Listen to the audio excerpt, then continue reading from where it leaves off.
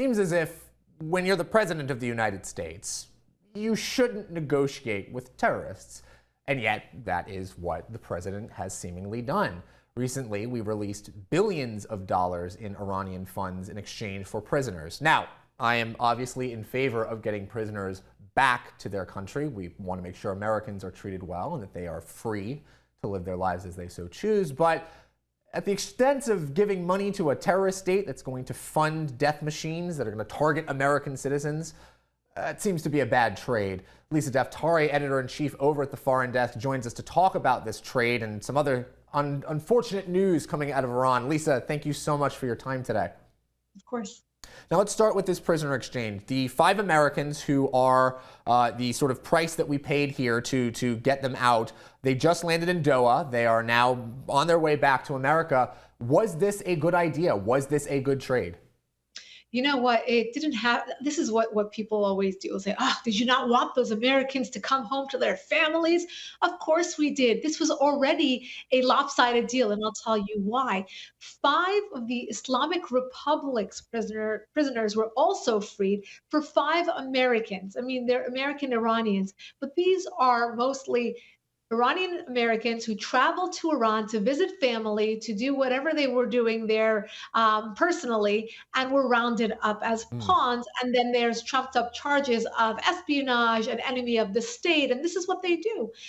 So they will, and why would they stop doing this, right? When we're paying $6 billion on top of the 5 for 5 exchange, why wouldn't they start rounding up Iranian Americans who are visiting family, because they're now going to be paid very handsomely to let them go. So not a good idea, not setting a good precedent. And as you said at the top of the show, at the top of the segment, we're definitely negotiating with terrorists and paying them off. I think that is the thing that is really important to note here. There is now no reason why Iran is like, great, we got a paycheck. All we got to do is capture a few Iranian Americans, keep them for a few years, and then all of a sudden we get a nice $6 billion check, and we get some terrorists back. Something I also thought was interesting here, apparently 2 of the 5 Iranians did go back. Some of them have decided they don't want to go back to Iran.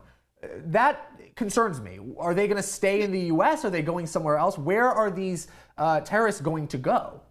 Right, and that's a great question, because we obviously want to keep, their terrorists are dangerous, right? They're in American prisons for a reason, and the fact that they don't want to go back is, well, perhaps they will be treated like spies in their own country, because, well, you were abroad. Who did you tell our secrets to? So it might be dangerous for them to even go back home. What does that even tell us? These people don't even feel comfortable on their own, in their own nation. Really, there's a lot to break down here. Really, on the eve of President Raisi, the president of Iran, coming to New York, coming onto U.S. soil to spew more of his lies, spin more of his narratives, and to bash the United States and our ally Israel, as they do every year at the UN General Assembly. He will be arriving very shortly onto U.S. soil. So all of this is really bad posturing and bad policy with regards to dealing with Iran's regime. If there is one thing that the White House should have done, regardless of if it's a blue or red administration, is to isolate, to marginalize, to condemn the heinous, barbaric human rights abuses, the marching forward with their nuclear ambitions and lying to us about it, not being transparent, not allowing the IAEA inspectors to come in, obviously having American blood on their hands by supporting global terror everywhere in the world. And here we are, giving them the most amazing welcome, allowing them onto U.S. soil, and giving them $6 billion all in the same week. Absolutely. I really want to hone in on something you just said, because this is something that the Biden administration has prioritized, is getting that JCPOA, the Iranian nuclear deal, back online. Iran seemingly doesn't want to comply with the most basic principles of that deal, because we have news that they just barred UN nuclear inspectors from inspecting nuclear sites. That's part of the deal. If you're going to say that you're not creating nuclear weapons, you're going to say that you're not enriching uranium past levels simply for fuel, you should have nothing to hide, right? You should be allowing these people to come in. Seems like that's not something that they're willing to do. Right, absolutely. Just under the Biden administration, they have enriched uranium anywhere between 60 and 80%. They have turned off at least 27 of their surveillance cameras. They have, as you said, denied access to the IAEA inspectors to come in and check it out. If you have nothing to hide, as you said, why not let them in? But all of this goes to show that the Biden administration is letting them go as far as they can with the nuclear program, and then all of a sudden saying, but we do need a JCPOA. We do need a nuclear deal to rein them in. They create the problem and then they will suggest the solution, which will be a nuclear deal, which will mean billions more dollars for the regime to put into global terror and to terrorize their own peaceful protesters that are on the streets right now. 44 years of this regime, and the people of Iran are telling us we want them to go. And of course, it's falling on deaf ears in Washington, D.C., because our administration would rather give them the money, would rather loosen the sanctions, would rather look the other way, and probably in the last hour of the Biden administration, probably strike another JCPOA, another nuclear deal, and call that the crown jewel of their foreign policy, the way President Obama did. So it looks like that's what they're going in for, and that's the direction we're headed in, unfortunately. Absolutely. Now, Lisa, you mentioned that the people of Iran are fed up with this government. They're fed up with their tyrannical mullah leaders who decide to kill them basically based on the fact that they expose their hair in public. Of course, we're approaching, or I believe we have approached, the 1-year anniversary of the murder of a poor girl in Iran who was killed simply for having her headscarf on incorrectly or exposing her hair.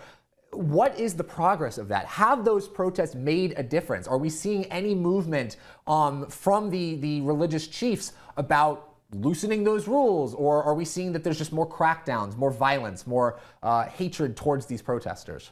Yeah, a little of both. Look, the Iranian people, yes, we commemorated the 1-year anniversary over the weekend with global protests around the world, in Europe, in the United States, in many, many cities, showing solidarity. And of course, the people of Iran coming out in multiple cities across the country as well to tell the government that they have not backed down, they have not forgotten about their revolution, and they still want this regime to go. Now, the crackdowns have also been more violent. Unfortunately, and leading up to it, there was a lot of these big brother type threats with cameras being installed and people really ratting out their coworkers and school children not being able to, of course, express themselves politically the way that we have seen many, especially young women, taking off their hijab and making that a statement. Look, this has awoken the beast in the Iranian people. So for 44 years, and these young people who are out onto the streets, it's important to note that they never lived under anything but this tyrannical regime. They don't remember the Shah of Iran, of course, but they hear about it through their parents' stories. So they're living in this faux nostalgia for better days that happened 45 years ago, and now they're trying to get the country back. And that's why you hear a lot of slogans calling for the Shah of Iran, talking about previous days, having again this faux nostalgia for an Iran that could be. So they're trying to get the country back. They're trying to live through their parents' stories, and of course, I do not think that momentum will die down, despite the fact that we're seeing more of these crackdowns. This is a huge momentum, this grassroots movement, and I think they're looking at the White House and thinking, hopefully we'll have someone else in office in 2024, and then we can perhaps have a better chance of this. Absolutely. Lisa Daftari, editor-in-chief of the Foreign Desk, thank you so much for your insight on Iran. And God bless those protesters. They're an inspiration to us all here in America. Absolutely.